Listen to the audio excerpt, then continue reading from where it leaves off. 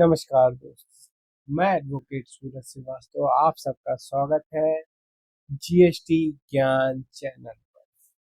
आज का जो टॉपिक है बहुत ही इम्पोर्टेंट सेक्टर के बारे में आप लोगों से डिस्कस करूंगा। बुल्डर के बारे में। बुल्डर को कब टैक्स की आईटीसी इनपुट आईटीसी मिलती है, कब नहीं मिलती है। अगर वो रेजिडेंट मतलब घरेलू प्रोजेक्ट कर रहा है तो उसे आईटीसी नहीं मिलेगी। अगर वो कॉमर्शियल प्रोजेक्ट कर रहे हैं तो उनको आईटीसी मिलेगी। समझे? और इसे डीप में समझने के लिए इस वीडियो के अंत तक बने रहिएगा। मैं स्टेप बाय स्टेप आप लोगों को समझाऊंगा कि बुल्डर को कब आईटीसी मिलती है, कब नहीं मिलती है, कितनी मिलती है, कितनी नहीं मिलती है। ये सारी डिटेल इस वीडियो में बहुत ही सरल शब्दों में, आसान हिंदी शब्दों में मैंने बताया है। तो इस वीडियो के अंत तक बने रहिएगा। सबसे पहले रेजिडेंट प्रोजेक्ट। अगर बिल्डर घरेलू प्रोजेक्ट में काम करता है तो उसे इनपुट की आईटीसी नहीं मिलेगी। अगर वो सीमेंट, बालू, सरिया, पुट्टी या कुछ भी हार्डवेयर मटेरियल कुछ भी अगर रेजिडेंट प्रोजेक्ट से मतलब घरेलू प्रोजेक्ट से रिलेटिव में अगर वो कुछ भी सामान बिजनेस में भी लिया है तो उसको आईटीसी नहीं मिलेगी। क्यों नहीं मिलेगी? गवर्नमेंट ने पहले ही नए स्कीम, अगर जो भी बिल्डर नए स्कीम में ऑप्ट किया है उसमें जीएसटी की जो रेट वो 1% और 5%।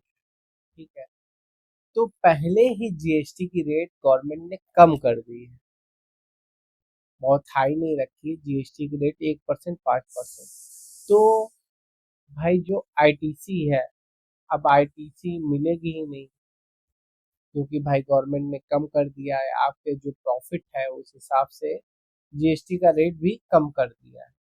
अगर 18% होता तो भाई अगर जो भी मार्जिन होता उस पर 18% आपको टैक्स जमा करना पड़ता ना। तो इसलिए गवर्नमेंट ने टैक्स जो आईटीसी मिलनी थी वो हटाकर जो आपकी लायबिलिटी बन रही थी उस पर 1% 5% कर दिया है। तो आपको घरेलू प्रोजेक्ट पे जो बिल्डर काम करते हैं उनके बारे में आप समझ गए होंगे।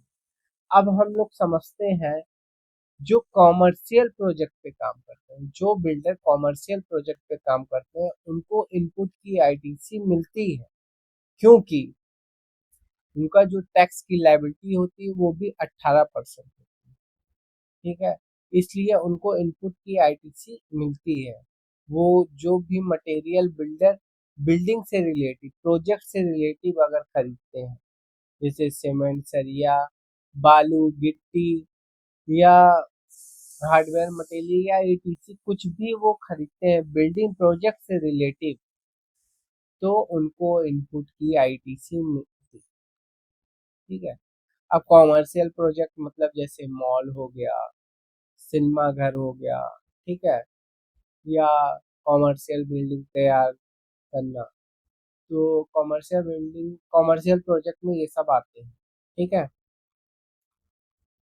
तो मोटा मोटा निष्कर्ष ये निकलता है, ये समझ में आता है कि जितने भी घरेलू प्रोजेक्ट होते हैं उन पे आईटीसी नहीं, और जितने भी कॉमर्शियल प्रोजेक्ट होते हैं उन पर आईटीसी मिलती है। पर ध्यान दीजिएगा, कॉमर्शियल प्रोजेक्ट पर आईटीसी तब नहीं मिलती जब बिल्डर अपने पर्सनल यूज के लिए, अपने घर बनवाने के लिए या पर्सनल कोई एसेट्स खरीदता है उस पर इनपुट की आईटीसी नहीं मिलेगी। वो इनपुट की आईटीसी ब्लॉक रहेगी और बाकी आईटीसी आपको जो प्रोजेक्ट से रिलेटेड है वो मिलेगी। पर पर्सनल यूज के लिए आपने कोई मटेरियल लिया है उस पे इनपुट की आईटीसी नहीं मिलेगी। तो दोस्तों, आप लोगों को ये जानकारी कैसी लगी कमेंट्स में बताइएगा। और आप लोगों को एक अच्छे जीएसटी इनकम टैक्स सलाहकार की आवश्यकता हो तो आप मेरा नंबर डिस्क्रिप्शन में दिया गया है, कॉन्टैक्ट मी। अगर आपको मुझसे संपर्क करना है तो आप अगर प्रयागराज में रहते हैं तो प्रयागराज में कालंदीपुरम में ठीक गायत्री मेडिकल स्टोर के बगल में मेरा चैम्बर है। आप आकर वहां पर विजिट कर सकते हैं। अपॉइंटमेंट लेकर आइएगा, कॉल करिएगा, मैं बताऊंगा इस टाइम पे आना है, उसी टाइम पे आइए। धन्यवाद।